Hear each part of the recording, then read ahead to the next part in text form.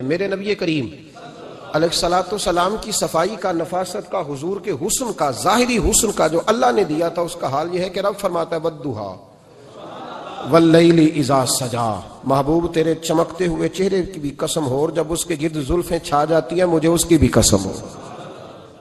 اور حضرت عبداللہ بن رواحہ نبی پاک کے صحابی ہیں، وہ فرماتے ہیں کہ حضور کوئی معجزہ نہ دکھاتے، نہ چاند توڑتے، نہ ڈوبا سورج موڑتے، نہ درختوں سے کلمہ پڑھواتے، کوئی معجزہ نہ دکھاتے، پھر بھی نبی پاک کا چہرہ اتنا خوبصورت تھا کہ لوگوں نے دیکھتے جانا تھا اور کلمہ پڑھتے جانا تھا۔ یہ حضور علیہ السلام کے ظاہری حسن کا حال تھا، لیکن اس کے باوجود اللہ کے محبوب آئینے کے سامنے کھڑے ہو کے کنگھی فرماتے تھے، تیل استعمال فرماتے تھے۔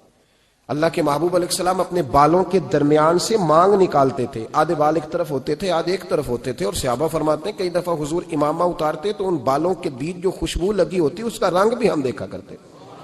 حضور صاف لباس پسند کرتے تھے۔ ایک شخص کو حضور نے دیکھا، اس نے میلے کچیلے کپڑے پہنے، تو حضور نے ٹھنڈی آہ بھری، فرمایا کاش یہ دھو کے کپڑے پہنتا۔ ایک شخص کو دیکھا بال بکھرے ہیں، کنگھی نہیں کی، تو حضور فرمانے لگے کاش یہ کنگھی کر لیتا۔ نفاست پسند آدمی پہ نا بوجھ بنتا ہے۔ جو آدمی، آپ کو پتہ ہے کہ امام شافعی تو فرماتے ہیں جمعے والے دن غسل کرنا واجب ہے، مت غسل نہ کرے تو جمعہ ہی نہیں ہوگا۔ اگرچہ ہمارے امام صاحب کے نزدیک سنت ہے۔ یہ سنت کب بنا؟ ایک دن نہ بہت سارے لوگ اپنے اپنے کام سے اٹھے مسجد میں آ گئے، مسجد نبوی میں۔ کوئی کسان تھا تو کھیت سے اٹھ کے آ گیا، کوئی مزدور تھا تو مزدوری سے اٹھ کے آ گیا۔ تو مسجد میں جب بہت سارے لوگ جمع ہوئے نا، تو بعض لوگوں کو دقت محسوس ہوئی، تو رسول کریم علیہ السلام نے فرمایا کتنا ہی اچھا ہو کہ تم جمعے والے دن نہا کے آیا کرو۔ بس وہ صحابہ کا مزاج ہمارے والا نہیں تھا کہ تفصیل بتائیں، حکمت بتائیں، ملے گا کیا، ثواب کتنا، نہ نہائیں تو گناہ، یہ کوئی نہیں۔ حضور نے کہا کہ نہا کے آؤ تو کتنا ہی اچھا ہے۔ پھر کسی صحابی نے کبھی بھی بغیر غسل کیے جمعہ ادا ہی نہیں کیا۔ کسی نے بغیر غسل کے کبھی جمعہ ادا ہی نہیں کیا نا۔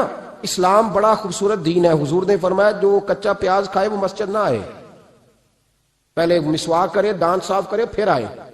نبی پاک صلی اللہ علیہ وسلم نے فرمایا جو کچی مولی کھائے مسجد نہ آئے۔ مولی کھانا جائز ہے، پیاز کھانا جائز ہے، لیکن منہ سے بدبو آتی ہے۔ نبی پاک علیہ السلام کا ظاہری حسن کیا بات ہے۔ میلاد مبارکہ میں نبی پاک علیہ السلام کی جو چیز بڑی کھل کے واضح آتی ہوتی ہے وہ رسول اللہ کا حسن و جمال ہے۔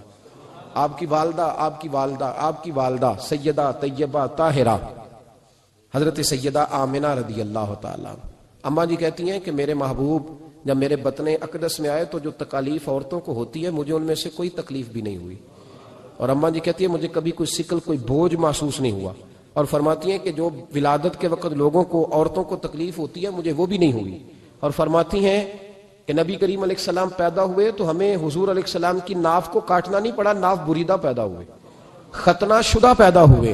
آپ کو پتہ ہے عورتیں غسل دیتی ہیں بچے کو پیدا ہونے کے بعد، لیکن میرے محبوب نے سجدہ ہی کر لیا پیدا ہوتے ہی، امتی امتی کہتے ہوئے پیدا ہوئے۔ حق نے فرمایا کہ بخشا الصلاۃ والسلام، اور پہلے سجدے پر روز ازل سے درود۔ میرے امام فاضل بریلوی کا جو انداز تکلم ہے نا، اس کی بھی حد ہی کوئی نہیں، کوئی حد ہی نہیں، کہاں تک ان کی محبت جاتی۔ کہنے لگے پہلے سجدے پہ روز ازل سے درود، یادگاری یہ امت پہ لاکھوں سلام، یادگاری یہ امت پہ لاکھوں سلام۔ بتائیے بغیر وضو کے، بغیر غسل کے سجدہ ہو جاتا ہے؟ تو حضور نے سجدہ کر کے بتایا کہ اللہ نے مجھے پاک صاف پیدا کیا ہے۔ نبی پاک صلی اللہ علیہ وسلم کی والدہ نے جب یہ باتیں ارشاد فرمائیں تو لوگوں نے پوچھا ان سے کہ اماں جی پھر آپ ایک جملے میں بتائیں کہ ماجرا سارا کیا تھا، آخر ایک ولادت تو ہوئی نا، آپ کے وجود اطہر سے ایک بچہ تو نکلا، تو یہ کیا تھا؟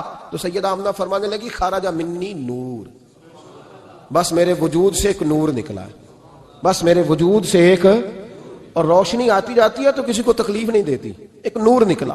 میرے رسول کریم علیہ السلام کو ظاہری حسن بھی کمال دیا، اور پھر حضور کی نفاست پسندی، صفائی پسندی۔ نبی پاک جب بات کرتے تھے نا تو حضور کے دانتوں سے نور نکلتا تھا۔ اس کے باوجود حضور ہر وضو کے لیے مسواک کرتے۔ میں نے ہر نماز کے لیے نہیں کہا، میں اپنے لفظوں کا ذمہ دار ہوں۔ کس کے لیے بولے آپ حضرات؟ ہر وضو کے لیے، یعنی اگر نبی پاک نے وضو نماز کے لیے کیا تب بھی مسواک کی، اور اگر قرآن شریف کی تلاوت کے لیے کیا تو پھر بھی مسواک کی، کسی اور موقع کے لیے وضو فرمایا تو پھر بھی مسواک کی۔ اور سیدہ عائشہ فرماتی ہے جب بھی حضور گھر سے نکلنے لگتے پہلے مسواک فرماتے۔ حالانکہ رسول پاک کے دندان اقدس تو نور والے تھے، ضرورت ہی نہیں تھی، ہماری تعلیم کے لیے نفاست پسندی. ایک بات میں نے شروع کرنی ہے پر آپ نے ناراض نہیں ہونا، پہلے وعدہ کر لیں. جڑے نہیں بولے انہوں نے کی ارادہ ہے؟ ہو جانا ہے؟ چلو ہو جائے، کوئی گل نہیں، خیر ہے، ہو جائیں آپ ناراض. نبی پاک نے بڑی مونچھیں نہیں پسند کی، حضور کو اچھی نہیں لگتی تھی. ایک بات پوچھتا ہوں آپ سے، یہ درد دل ہے میرا اور صرف سمجھانے کے لیے عرض کر رہا ہوں، کوئی تنقید نہیں. اللہ تعالیٰ مجھے نیت کا وضو عطا کرے. ایک بات بتانا، اگر بہو کھانا پکا کے لائے اور سالن سے بال نکل آئے تو پھر اس کا کیا حال ہوتا ہے؟ کئی تو بوڑھے پلیٹ اٹھا کے دیوار میں مارتے ہیں، ایسا ہی ہوتا ہے نا. یہ کیا ہے؟ اور اگر کبھی روٹی سے نکل آئے تو بیوی صاحبہ کا کیا حال ہوتا ہے؟ یہ کوئی طریقہ ہے کھانا پکانے کا؟ اور اللہ تعالیٰ معاف کرے، اگر کبھی ہوٹل میں چلے جائیں امیر لوگ 15,000 کا ڈنر کرنے، تو وہاں کسی سالن کی پلیٹ سے بال نکل آئے تو پھر تو پیسے کیا دینے ہیں، پھر تو ان کو اور جرمانہ ہو جاتا ہے. یہ تو سارے بال نکل آئے تو مشکل. اور ویسے بھی جو نفاست ہے نا طبیعت کی، اس پر بوجھ بنتا ہے. بال کھانے میں ہو، آٹے میں ہو تو بوجھ بنتا ہے. تو بڑی مونچھوں والا دوست، بھائی، بزرگ جب پانی پیے گا تو بال پانی میں جائیں گے کہ نہیں جائیں گے؟ حکیم اور ڈاکٹر کہتے ہیں کہ کینسر کے مرض کا خطرہ ہے. اب باقی بھی راضی نہ ہو، حضور نے بڑی مونچھیں بھی پسند نہیں کی اور چھوٹی داڑھی بھی پسند نہیں کی. حضور نے فرمایا داڑیاں بڑھاؤ، مونچھوں کو پست کرو، مشرکین کی مخالفت کرو. اور ایک مقام پہ رسول پاک علیہ السلام نے یہاں تک فرمایا کہ جو مونچھیں پست نہیں کرتا وہ ہم میں سے ہے ہی نہیں.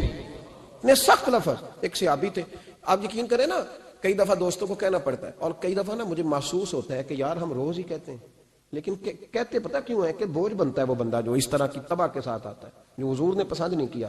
ایک شخص نبی پاک کے سامنے آیا، قاضی عبدالدائم دائم صاحب نے لکھا ہے، بڑی خوبصورت بات لکھی ہے. کہنے لگے حضور کے سامنے وہ اکثر آیا کرتا تھا تو مونچھیں بڑی تھی، حالانکہ داڑھی بھی بڑی تھی، مونچھیں بھی بڑی تھی. 2-4 دفعہ حضور نے باتوں باتوں میں تحت اللفظ سمجھایا. کچھ بندے نہیں سمجھتے. تحت اللفظ سمجھاؤ یا بڑا کھول کھول کے سمجھاؤ پر بات سمجھنے کو تیار نہیں ہوتے. پتہ نہیں کیا ایسا حسن ہے بھئی، جو حسن نبی پاک نے پسند نہیں کیا وہ کبھی حسن ہو سکتا ہے، کبھی خوبصورتی ہو سکتی ہے. وہ کسی کا ذاتی کلچر تو ہو سکتا ہے پر دین کی تہذیب نہیں. نبی کریم علیہ السلام نے کئی دفعہ سمجھایا تو ان کی سمجھ میں بات نہ آئی. ایک دن وہ بیٹھے ہوئے تو حضور نے ایک صحابی سے فرمایا کینچی لاؤ. کہنے لگے میں سمجھ گیا کہ میرے ساتھ کچھ ہونے لگا ہے. ساتھ ہی حضور نے فرمایا ایک مسواک بھی لانا. کہنے لگے میں نے کہا بچت ہو گئی، میرے تو دانت صاف ہے. تو یہ شاید اس کی بات ہونے لگی ہے جس کے دانت بھی ٹھیک نہیں. دونوں چیزیں جب آ گئی نا تو حضور اٹھے اور نبی پاک نے مسواک ان کے ہونٹوں پہ رکھی. اسی سے آبی ہونٹوں کے اوپر مسواک رکھ کے تو اوپر سے حضور نے مونچھیں کاٹ دی. فرمایا یہ نہ ایسا کرو، یہ چیز مجھے پسند نہیں ہے. حضور نے نفاست پسندی کو. اب تو اللہ تعالیٰ خیر کرے ملانگا آ گئے مارکیٹ میں، ملانگ، درویشی، فقیری، اور ان کے پاس رش بھی زیادہ ہے، ان کے درباروں پہ بھی رش زیادہ ہے. جی کہتے ہیں حضرت صاحب درویش آدمی ہے. بھئی روٹی تو پورے ٹائم پہ کھاتا ہے، مونچھیں کٹوانے میں ہی درویش ہو گیا ہے. نہ بال کٹواتا ہے نہ مونچھیں کٹواتا ہے. یہ گرو نانک کی تعلیمات ہیں، یہ نبی پاک کی تعلیم نہیں. وجود کا کوئی بال نہ کٹوانا یہ سکھوں کا طریقہ ہے، مسلمانوں کا یہ انداز. یہ کدھر کی فقیری ہے؟ دین کوئی غلاظتوں والا معاذ اللہ کہ بابا کپڑے نہیں بدلتا، بابا غسل نہیں کرتا، بابا بال نہیں کٹواتا. بابا ہے پاگل ہے. قطعی طور پر کوئی فقیری نہیں. فقیری صرف وہ ہے جو میرے نبی نے کیا ہے صلی اللہ تعالی. اس منبر پر بیٹھنا فقیری ہے چونکہ حضور ہر جمعے بیٹھا کرتے تھے. مصلی پہ نماز پڑھانا فقیری ہے چونکہ حضور ہر جمعے ہر 5 نمازوں کی حضور امامت فرماتے. دین کی تبلیغ کرنا فقیری ہے جو میرے نبی پاک کیا کرتے. خلاف پیغمبر کسے راہ گزیر، وہ فقیری نہیں، وہ تماش بھی نہیں ہے، لوٹنے کا طریقہ ہے، اس کے علاوہ کوئی سٹائل نہیں. فقیری صرف وہ ہے جو رستہ میرے رسول پاک نے ہمیں عطا فرمایا، اس سے ہٹ کر کوئی فقر نہیں. میری بات کی سمجھ آ گئی آپ حضرات کو؟ نبی پاک علیہ الصلوۃ والسلام صاف لباس، اچھے کپڑے، اجلا انداز.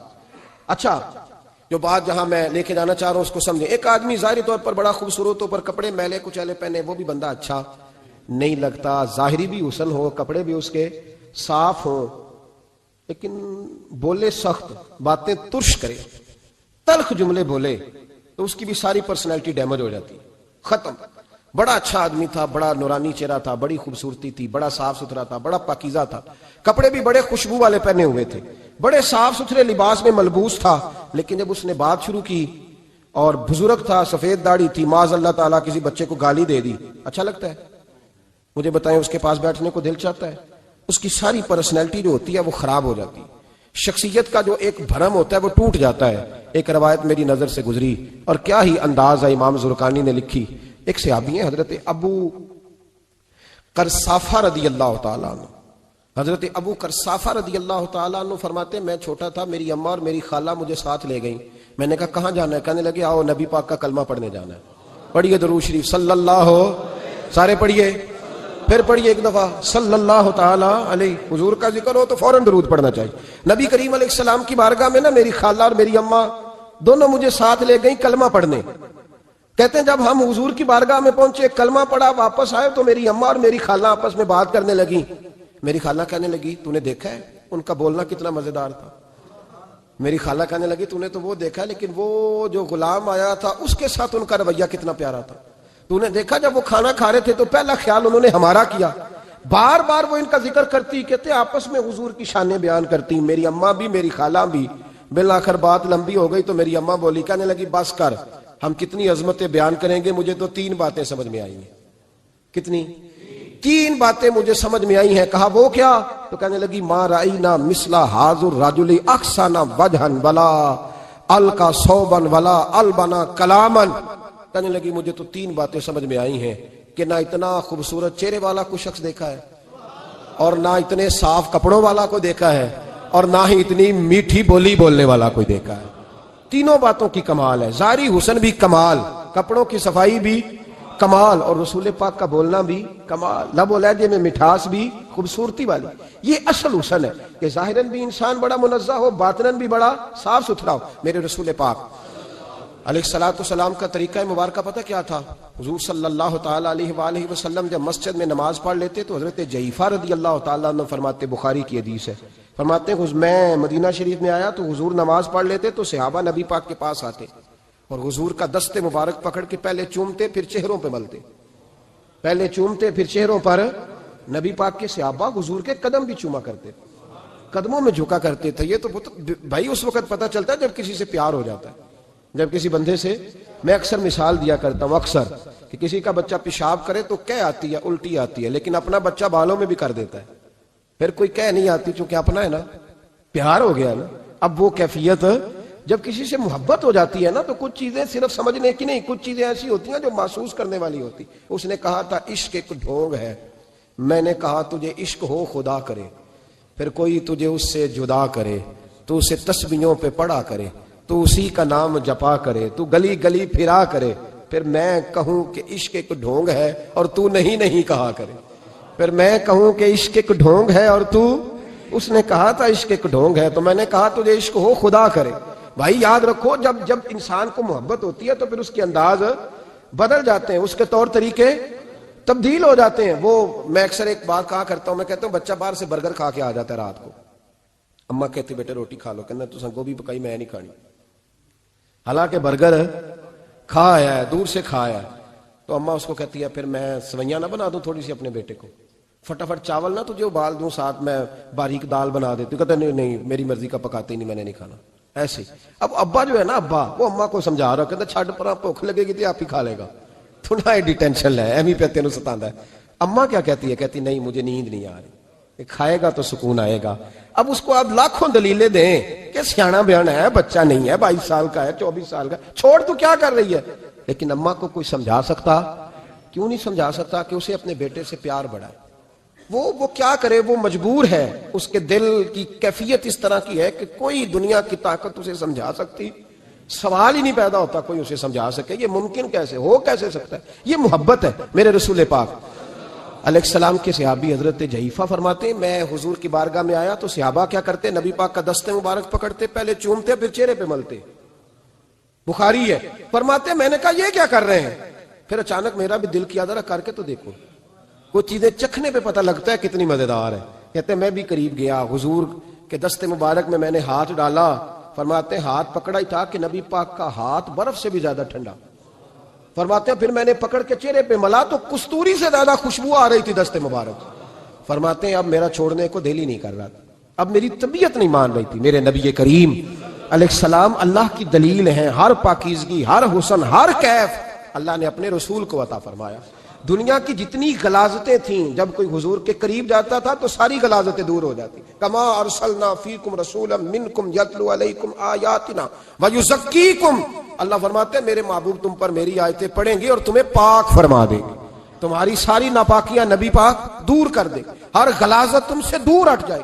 ایک صحابی ہیں حضرت شیبہ بن عثمان رضی اللہ تعالی عنہ، وہ کہتے ہیں میرے والد کو اور میرے چچا کو مسلمانوں نے احد میں قتل کر دیا، میرے دل میں بڑا غصہ تھا، بڑا جلال تھا کہ کبھی مجھے موقع ملے تو میں بدلہ لوں گا۔ کہتے ہیں فتح مکہ کے بعد نبی پاک علیہ السلام حوازن کی جنگ کے لیے نکلے، مجھے پتا چلا حضور جا رہے ہیں، تو میرے اندر شعلے بھڑک رہے تھے انتقام کے۔ روز میں منصوبہ بندی کرتا، پلاننگ کرتا کہ کسی طریقے سے میں ان تک پہنچوں گا اور بدلہ لوں گا۔ کہتے ہیں نبی کریم علیہ السلام نا حوازن کے لیے پہنچ چکے تھے، فرماتے میں بھی جنگ میں جا کے شریک ہو گیا، اور میں نے طریقہ اس طرح کا اختیار کیا کہ کسی طریقے میں حضور تک پہنچ جاؤں۔ سمجھ آ رہی ہے میری بات کی؟ نبی کریم علیہ السلام تک کسی طریقے پہنچ جاؤں۔ فرماتے ہیں لڑتے لڑتے، لڑائی کے دو طریقے ہوتے تھے، کبھی تو ایسے ہوتا تھا کہ ایک دو آدمی مل کے آپس میں لڑتے تھے، پھر گمسان کا رن پڑتا تھا، گھمبیر ہو جاتی تھی جنگ، سمجھ نہیں آتی تھی تیر کہاں سے آیا، نیزہ کہاں سے آیا۔ فرماتے جب گمسان کا رن پڑا نا، مجھے موقع مل گیا، میں حضور کے قریب پہنچ گیا۔ حضرت شیبہ بن عثمان رضی اللہ تعالیٰ عنہ کہتے جب میں پہنچ گیا تو میں نے نا دیکھا کہ اب حضور کے قریب لوگ نہیں ہیں۔ فرماتے میں نے نا فوراً تلوار اٹھائی، تلوار اٹھا کے میں حضور کو معاذ اللہ شہید کرنے ہی لگا تھا کہ ایک نور چمکا حضور کے سامنے۔ پڑھیے درود صلی اللہ علیہ وسلم۔ کہتے ایک نور چمکا، اتنی تیزی تھی اس نور میں کہ میری آنکھیں بند ہو گئی، میرے ہاتھ سے تلوار گر گئی، آنکھیں چندھا گئی میری۔ فرماتے تلوار میرے ہاتھ سے چھوٹ گئی۔ اب جب وہ روشنی مدھم ہوئی نا تو میں نے دیکھا نبی پاک سامنے کھڑے مسکرا رہے ہیں۔ میں نے کر دیا، آپ نے سن لی، ذرا دیکھو تو صحیح، جو تلوار لہرائے اسے دیکھ کے بھی کبھی کو مسکرایا ہے؟ جس نے تلوار ہی لہرا دی، جو شہید کرنے ہی لگا تھا، پہنچ گیا تھا۔ لیکن یہ اخلاق میرے رسول پاک کا ہے صلی اللہ اعلیٰ حضرت فاضل بریلوی کا ایک شعر میں نے پڑھا۔ کئی کچھ چیزیں ایسی ہوتی ہیں جو بس نا وہ آتی تو سامنے ہیں لیکن وہ اتنا لطف دے جاتی ہیں کہ ٹھنڈا ہو جاتا ہے مزاج۔ رات کو میں شعر پڑھ رہا تھا اعلیٰ حضرت کا فاضل بریلوی رحمت، اور میں نے شعر پڑھا تو مجھے اچھا لگا سنانا۔ ایک دوست کو میں نے فون کیا، میں نے کہا یار ذرا شعر تو سن لے، یہ پہلی دفعہ نظر سے گزرا ہے، ابھی سیدھا سادہ لیکن روح تک اتر گیا۔ اعلیٰ حضرت فرمانے لگے نبی پاک کے بارے میں، فرمانے لگے سیدھی سیدھی روش پر کروڑوں درود، سیدھی سیدھی روش پر، بالکل سیدھی ہے حضور کی باتیں، کسی پیچیدگی کی ضرورت نہیں۔ کہنے لگے سیدھی سیدھی روش پر کروڑوں درود، سادی سادی طبیعت پہ لاکھوں سلام، سادی سادی طبیعت پہ سیدھی سیدھی روش پر کروڑوں درود، اور سادی سادی طبیعت پہ لاکھوں سلام۔ میرے نبی کریم صلی اللہ علیہ وسلم مجھے دیکھ کے مسکرائے، اور فرمایا جب حضور مسکرائے نا تو میں نبی کریم علیہ السلام کو دیکھ کے حیران ہوا کہ میں نے تلوار تانی تھی اور حضور نے مسکرانا شروع کیا۔ فرماتے اب حضور نے مجھے بلایا، آواز کے ساتھ نہیں بلایا، حضور نے اشارہ کیا یوں کر کے، فرمایا ادھر آؤ نا۔ فرماتے مجھے اب یہ بھی سمجھ نہیں آئی کہ کس نے مجھے اٹھا کے حضور کے قریب کر دیا۔ فرماتے میں نبی کریم کے قریب گیا تو حضور نے میرے دل پر 3 تھپکیاں دی، ایک تھپڑ ہوتا ہے ایک تھپکی ہوتی ہے، پتہ ہے نا فرق کا؟ ایک تھپڑ کو مارے تو جلال آتا ہے اور تھپکی دے تو پیار آتا ہے۔ کہتے ہیں حضور نے 3 تھپکیاں دی اور دی بھی میرے دل پر، ایک پھر 2 پھر 3۔ کہتے ہیں پہلی تھپکی دی تو میرے اندر سے کفر نکل گیا، دوسری تھپکی دی تو میرے اندر ایمان داخل ہو گیا، اور تیسری تھپکی جب نبی پاک علیہ السلام نے دی تو مجھے ہر چیز سے بڑھ کر رسول اللہ سے پیار ہو گیا، محبت ہو گئی نبی کریم سے۔ آپ فرماتے ہیں اب حضور نے نا فوراً میرے ہاتھ میں تلوار تھمائی، فرمایا پہلے تو ہمارے خلاف لڑ رہا تھا، تلوار پکڑ، اب ہماری طرف سے لڑ، تلوار پکڑ اور لڑ۔ آپ فرماتے ہیں میں اتنا لڑا کہ جو حضور کا دشمن سامنے آتا میں گلا کاٹ دیتا، جو آتا میں اس کے ٹکڑے کر دیتا۔ فرماتے ہیں پہلے میں باپ کا بدلہ لینے آیا تھا، اور اب میرا یہ حال ہے کہ اگر میرا باپ بھی سامنے آئے گا تو میں اس کا بھی گلا کاٹ دوں گا، لیکن حضور کے قریب کسی کو جانے نہیں دوں گا۔ حضرت شیبہ بن عثمان کہتے ہیں جنگ ختم ہو گئی، حضور خیمے میں گئے، میں بھی گیا، اب نبی پاک لوگوں سے باتیں کر رہے ہیں، حضور لوگوں سے باتیں کر رہے ہیں، میں ایک کونے میں بیٹھا سوچ رہا ہوں کہ میں تو بدلہ لینے آیا تھا، یہ میرے ساتھ ہوا کیا؟ حضور لوگوں سے باتیں کرتے جا رہے ہیں، میں سوچتا جا رہا ہوں کہ میں تو انتقام لینے آیا، یہ کیا معاملہ ہوا؟ کہتے ہیں محبوب نے اچانک میری طرف نظر اٹھائی اور فرمانے لگے شیبہ ایک ارادہ تو نے کیا تھا جو غلط تھا، اور ایک ارادہ میرے رب نے کیا ہے اور تیرے اوپر فضل فرما دیا ہے۔ فرماتے حضور نے اب مجھ سے فرمایا کوئی خواہش ہو تو بتاؤ، مانگ لو کچھ مانگنا ہے تو۔ میں نے عرض کی یا رسول اللہ میری بخشش کی دعا کر دیں، بڑا میرا خوفناک ماضی ہے، میں اسلام کا بڑا دشمن رہا ہوں، حضور دعا کر دیں یاد ماضی عذاب ہے یا رب، چھین لے مجھ سے حافظہ میرا، یا رسول اللہ بڑے گناہ ہیں میرے، دعا کر دیں۔ کہتے میں نے دعا کے لیے کہا اور حضور پھر دوسرے لوگوں سے باتیں کرنے لگے، کبھی اس سے کبھی اس سے کبھی اس سے۔ میں سوچنے لگا کہ میری بات کا کوئی جواب ہی نہیں آیا۔ جب تو 3 بار میں نے سوچا تو میرے کریم نے پھر توجہ میری جانب کی اور فرمایا تو نے بخشش کی دعا کا کہا تھا، میں نے سن لیا ہے، رب کریم نے تیری بخشش فرما دی ہے، اللہ نے تجھے بخش دیا ہے، تیری خطائیں رب کریم نے معاف کر دی۔ نبی پاک کے دست مبارک کی برکت، رسول پاک۔ ایک صحابی تھے حضرت فرقد ان کا نام تھا رضی اللہ تعالی۔ پہلے نا میں جب گفتگو کیا کرتا تھا نا تو میں صحابہ کا نام نہیں لیتا تھا، میں کہتا تھا ایک صحابی فرماتے ہیں، چونکہ صحابہ کے نام مشکل تھے، لوگوں کو یاد نہیں رہتے۔ ایک دن میرے دل میں خیال آیا کہ نام لیں گے نہیں تو انہیں آئیں گے کیسے، چلو خود کسی کو یاد ہو جائے گا۔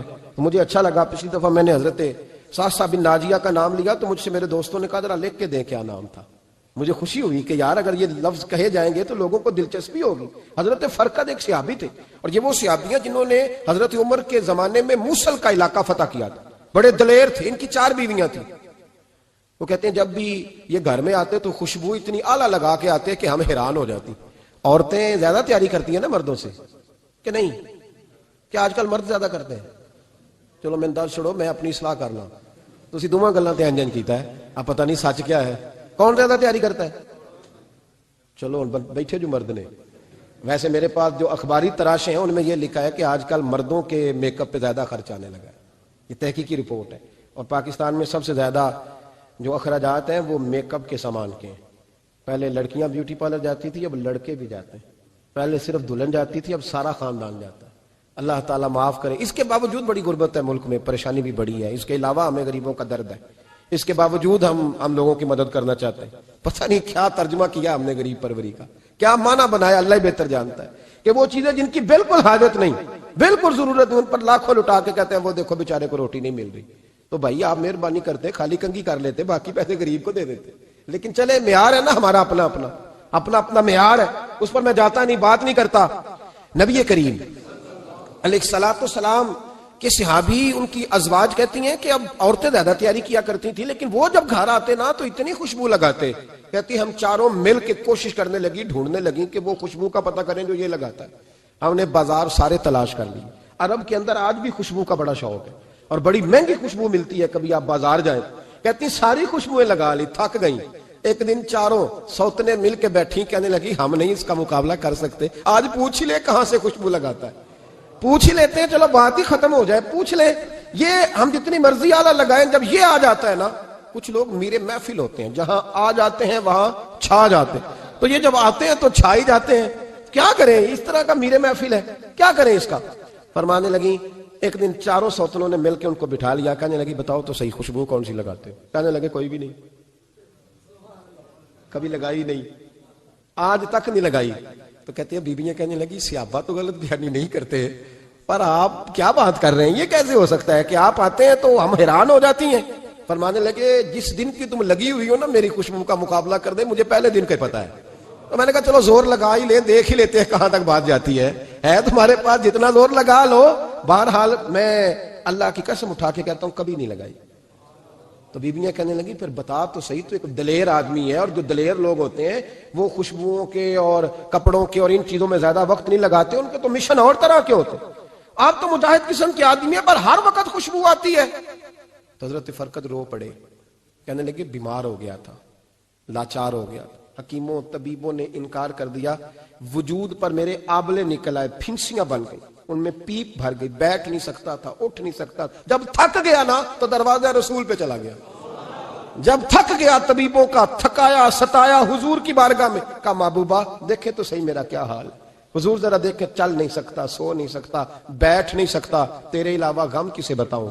کہتے ہیں حضور نے فرمایا 70 ڈھانپ لے، باقی سارے کپڑے اتار دے۔ 70 ڈھانپ لے، کہتے ہیں ٹخنوں سے لے کر ناف تک میں نے 70 ڈھانپ لی، باقی سارے کپڑے اتارے۔ حضور کیا کریں گے؟ فرماتے ہیں نبی پاک نے دست مبارک اٹھایا، برف سے ٹھنڈا، کستوری سے زیادہ مہکنے والا، فرماتے ہیں پورے وجود پر میرے حضور نے دست مبارک ایک دفعہ لگا دیا، اب جدھر جدھر سے گزرتا ہوں ساری دنیا خوشبو سے بھر جاتی ہے۔ یہ نبی پاک کا دیا ہوا نور ہے، یہ حضور کی عطا کردہ شفا ہے، یہ رسول پاک کے حسن کی خیرات ہے۔ ایک شاعر نے ایک فکرہ کا کمال کر دی، کہنے لگا ظلمت کو ان کے نور نے کافور کر دیا، جس پر پڑی نظر اسے بھی نور کر دیا۔ رسول پاک علیہ السلام کے دست خیر میں وہ برکات تھی۔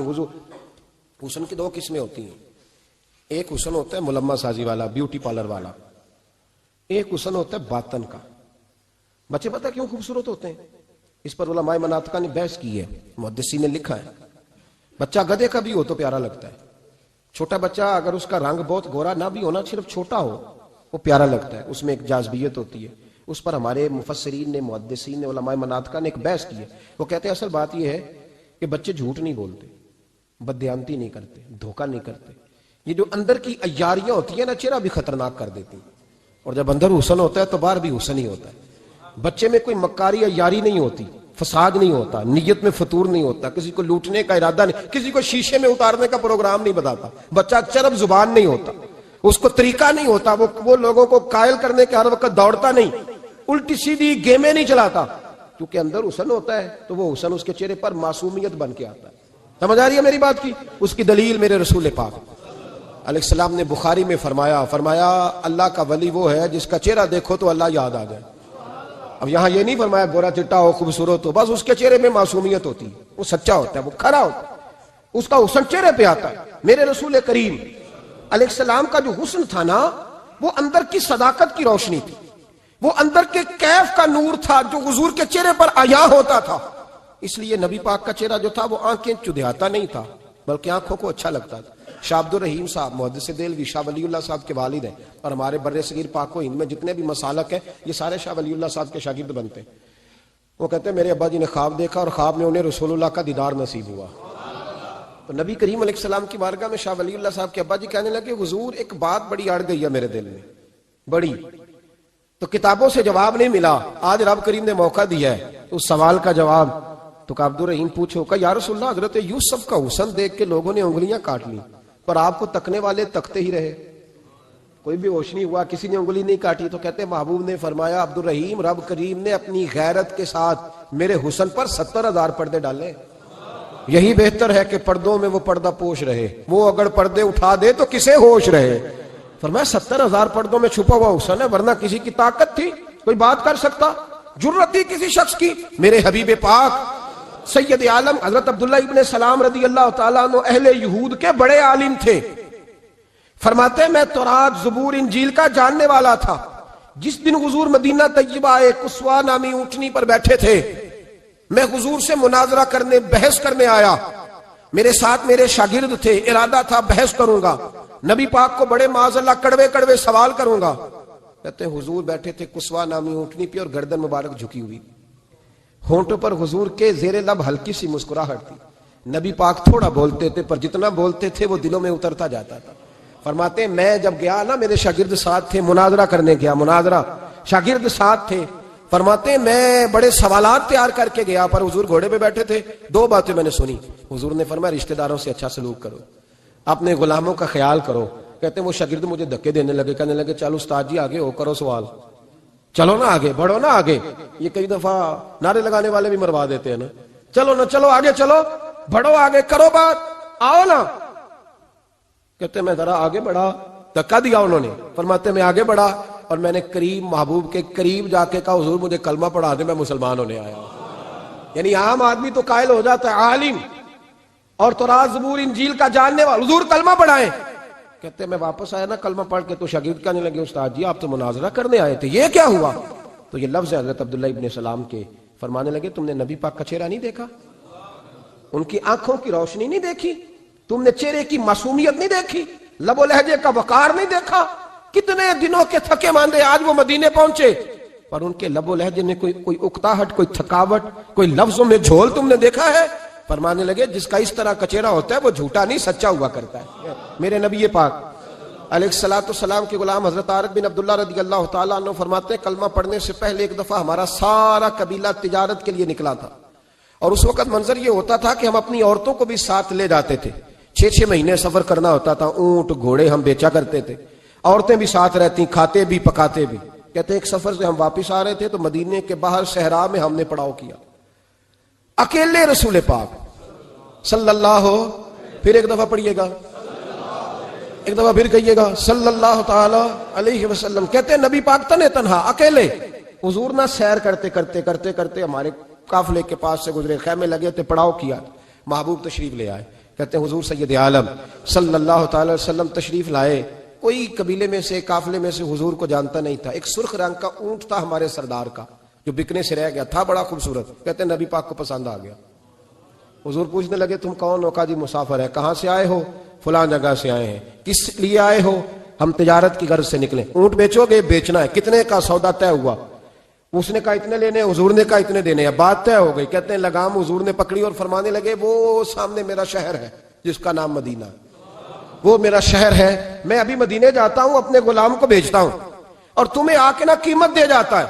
محبوب گھوڑے کی لگام تھا, اونٹ کی لگام تھا, میں نکیل تھا, میں اونٹ تھا سرخ رنگ کا. حضور لے کے جب نکلے نا تھوڑا سا چند قدم آگے گئے تو ان میں سے ایک شخص بولا, کہنے لگا سردار اب سیانے لوگ ہیں, سمجھدار ہیں. اس شخص کا نام پوچھا آپ نے, قبیلہ پوچھا ہے, ایڈریس کا پتہ ہے, پتہ ہے کہاں رہتا ہے, اتنا قیمتی اونٹ دے دیا.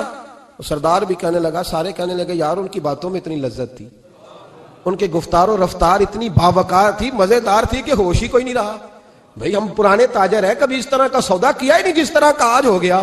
اوہو واقعی کچھ نہیں یاد رہا, کوئی سمجھ نہیں آئی. وہ ابھی نظر آ رہے, ایک آدمی دوڑ کے جاؤ, دوڑ کے اور جا کر کے نا ان سے کہو, بڑی جائز بات ہے, وہ ناراض بھی نہیں ہوں گے. ان سے ایک شخص کہو کہ بھئی اونٹ دے جاؤ, پیسے لے آنا اور اپنا مال لے جانا, دوڑ کے جاؤ. ایک شخص دوڑنے لگا تو سردار کی بیوی خیمے کے اندر تھی, پردے کے پیچھے سے بولی, کہنے لگی خبردار کوئی پیچھے نہ جائے, اگر پیسے مل گئے تو ٹھیک ہے, نہ ملے تو میں دے دوں گی, کوئی پیچھے نہ, کوئی نہ جائے پیچھے. سردار کہنے لگا تو جانتی ہے؟ کہنے لگی نہیں. کہا گارنٹی کیوں دے رہی ہے؟ تو کہنے لگی تم نے ان کا چہرہ نہیں دیکھا, تم تو سودے کر رہے تھے, میں پردے کے پیچھے سے دیکھ رہی تھی. پیر مہر علی شاہ صاحب کو کسی نے کہا تھا نبی پاک کا حلیہ بیان کرے, بتائیں حضور کے کان مبارک کیسے تھے, آنکھیں کیسی تھی, ناک مبارک کیسی تھی, بینی مبارک کیسی تھی.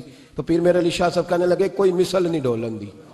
کہنے لگے مجھ سے نہیں بیان ہوتا حضور کا حلیہ, کوئی مثل نہیں ڈھولن دی. تو چپ کر مہر علی, ایتھے جا نہیں ہوں بولن دی, بس کر, تو بیان کر سکتا ہے, اتنی طاقت. اعلیٰ حضرت نے کہا لم یاتی نذیرک فی ناظرن مثلے تو نشد, پیدا جانا. کہا حضور مثال تو تب آپ کی بنے گی نا, کوئی آپ کی طرح کا پیدا تو ہوگا, تبھی مثال بنے گی, تو جب ہوا ہی نہیں تو مثال کیسے بنے گی. کہنے لگی کوئی نہ جائے, نہ پیسے آئے تو میں دے دوں گی. میں تو پردے کے پیچھے سے دیکھ رہی تھی, ان کے چہرے کا وقار دیکھا, ان کی آنکھوں کی روشنی دیکھی, ان کے لفظوں کا حسن دیکھا. تم 50 باتیں کرتے تھے, وہ ایک جواب دیتے تھے اور گنے چنے لفظ بولتے تھے. ان کی سادگی کا وقار دیکھا, جانے دو, نہ پیسے آئے تو میں دوں گی. کہتے ہیں حضور گئے, تھوڑی دیر کے بعد ایک کالے رنگ کا حبشی غلام آیا, پیسے بھی پکڑے اور اپنی چادر میں نا کھجورے باندھ کے تو پیچھے ڈالی ہوئی. اور دیہاتی لوگ پیچھے نہیں ڈال لیتے, کھجورے ڈال کے پیچھے. کہتے ہیں وہ آئے اور ان کے آنے کا انداز بھی بڑا نرالا تھا. کہتے ہیں وہ جھومتے جھومتے اللہ کا ذکر کرتے, اللہ الصمد کرتے پہنچ گئے اور آگے کہنے لگے تم سے میرے نبی نے اونٹ خریدا, تم سے؟ کہا ہم سے خریدا ہے. کہنے لگے یہ تمہارے پیسے, اور پھر چادر کھول کے صحرا پہ بچھا دی. کہنے لگے یہ تمہارے پیسے اور کھجورے کھاؤ, میرے نبی نے تحفہ بھیجا ہے, کھاؤ حضور نے تحفہ بھیجا ہے. تو وہ سردار کی بیوی اوٹ ہٹا کے کہنے لگی, اور کالے رنگ کے حبشی غلام, انہیں کھجوریں کھلا اور مجھے اس عزت والی ماں کا نام بتا جس کے گھر میں ایسا لال پیدا ہوا. انہیں کھجوریں کھلا اور مجھے اس عظمت والے باپ کا نام بتا جس کے گھر میں ایسا پھول کھلا ہے. وہ قبیلہ تو بتا تو صحیح, وہ کون تھے؟ 2 گھڑیاں رکے ہیں پر خوشبو ہی پھیل گئی ہے, رنگ ہی بدل گیا, تار کوئی مثل نہ ڈھولن دی. تو چپ کر مہر علی, ایتھے جا نہیں ہوں بولن دی. حضرت طارق بن عبداللہ کہتے ہیں جناب بلال فرمانے لگے وہی تو اللہ کے آخری رسول ہے, وہی تو خاتم المرسلین ہیں, وہی تو ہیں جنہیں اللہ نے ساری انسانیت کے لیے نمونہ عمل بنایا. کہتے ہیں ہم اونٹ بیچنے گئے تھے پر سارے کا سارا قبیلہ ہی مسلمان ہو گیا. نبی پاک کی حضور کے ظاہری حسن کے تذکرے ہماری اولادوں کو آنے چاہیے. ایک شعر مرحوم اعظم چشتی نے کہا تھا, کمال کر دی.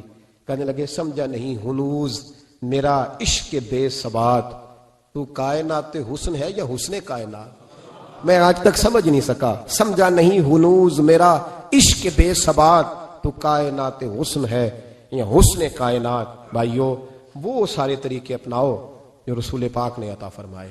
حسن بھی نبی پاک کے طریقوں میں ہے, پاکیزگی بھی نبی پاک کے طریقوں میں ہے, بقا بھی حضور کے. اور جو چاہتا ہے نا دنیا میں سب سے خوبصورت بن جائے، نظر آئے اور اس کی خوشبو سے لوگوں کے دل ٹھنڈے ہوں، وہی طریقہ اپنائے جو میرے نبی نے عطا کیا ہے. آخر دعوانا ان الحمدللہ رب العالمین.